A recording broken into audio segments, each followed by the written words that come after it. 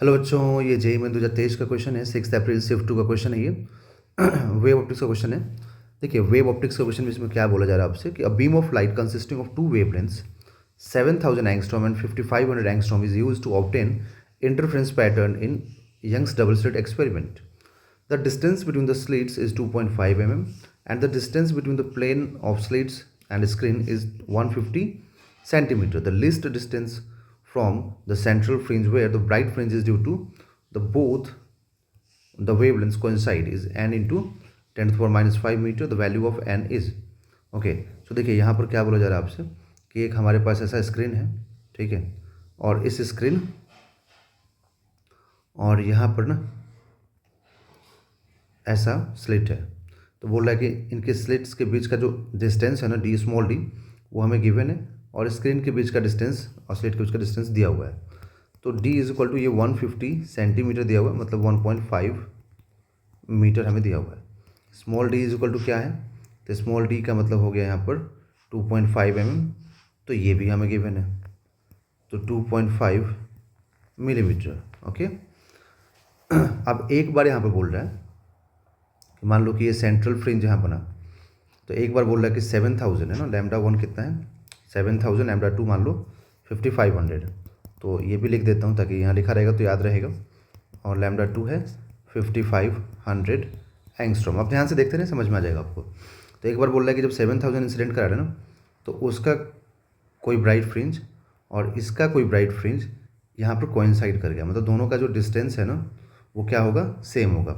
मालूम नहीं कि किसका कौन सा फ्रिंज तो कोइंसाइड करेगा, कि इसका मतलब 5th या इसका 6th, इसका 7th या 8th, इसका 8th, किसका कौन सा मतलब ब्राइट फ्रिंज कोइंसाइड करेगा ये नहीं मालूम है हम लोगों को. बट इतना मालूम है कि डिस्टेंस क्या होगा सेंट्रल से सेम, क्योंकि कोइंसाइड होने का मतलब डिस्टेंस सेम होना होता है. तो हम लोग मान लेते हैं कि N1 ब्राइट फ्रिंज, और देखो डिस्टेंस का फॉर्मूला क्या होता है सेंट्रल से, n lambda into D by D, ठीक है, ब्राइट के लिए. तो small D by capital D, ये तो सेम ही रहेगा दोनों के लिए. तो दोनों अगर कोइंसाइड हो रहे हैं तो इस तरीके से हमें लिखना चाहिए. तो ये डी बाई डी कैंसिल हो गया, तो हम लोग क्या लिखेंगे, N1 lambda 1 is equal to N2 lambda 2. तो N1 है ना, तो N1 upon N2 is equal to क्या लिखोगे, लैम्डा 2 बाई लैम्डा 1.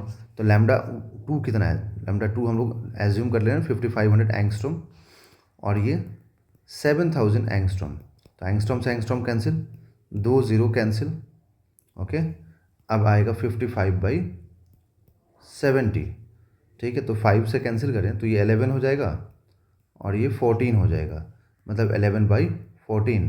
तो हम लोग क्या बोलेंगे कि N1 इज इक्वल टू 11, तो N2 इज इक्वल टू 14, मतलब लैम्डा इसका 7000 का मतलब लैम्डा 1 का 11th ब्राइट फ्रिंज और 5500 का 14th ब्राइट फ्रिंज कोइंसाइड हो गया है ना, कोइंसाइड हुआ है. तो वही पूछ रहा है कि अब ये जो y होगा ना वो क्या होगा. तो y तो यही है ना कि N1 lambda 1 into D by D है ना, या फिर N2 lambda 2 into D by D, यही तो y है. तो इसका मतलब हम लोग क्या लिखेंगे यहाँ पर कि N1 मतलब 11 इंटू लैम्डा 1 मतलब 7000 एंगस्ट्रॉम, ठीक है, इंटू डी कितना हुआ 1.5 अपॉन स्मॉल डी, तो स्मॉल डी कितना 2.5 into 10 to the power minus 3. Okay. So यहाँ से देखिए, यहाँ से 3 0 कैंसिल होगा, तो ये 10 टू द पावर माइनस 7 होगा. फिर यहाँ से 3 0 और कैंसिल होगा. ओके. मतलब कोई सा भी रख सकते हो यहाँ पे, N1 N2 में से कोई सा भी, मतलब या तो इससे कैलकुलेट कर लो y, या फिर इससे कर लो कैलकुलेट.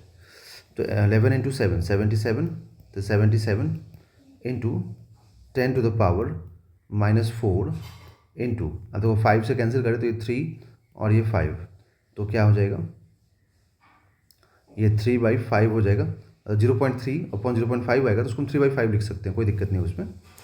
ठीक. तो अब यहाँ से ये आ जाएगा सॉल्व होने के बाद, क्योंकि यहाँ से डिस्टेंस ही तो पूछा है ना, और डिस्टेंस किस फॉर्म में पूछा ये भी देख लें, 10 टू द पावर माइनस 5 के फॉर्म में पूछा गया है. ठीक है. तो इसको अप्रॉक्सीमेटली देखना पड़ेगा कितना आएगा. तो मैं लिख देता हूँ यहाँ पर 77 इंटू 3 डिवाइडेड बाई 5, तो 46 है ना.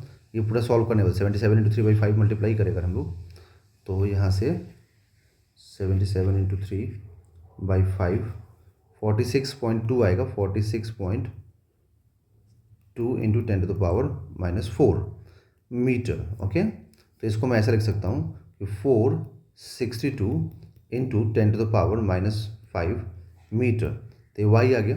अब कंपैरिजन करें तो यहाँ पर x इज इक्वल टू हमें बताना है, तो यहाँ पर x इज इक्वल टू क्या आया 462। तो इसका आंसर क्या हो जाएगा 462। तो इसका आंसर होगा 462। ओके, तो यहाँ पे n का वैल्यू 462 पुट करेंगे हम लोग।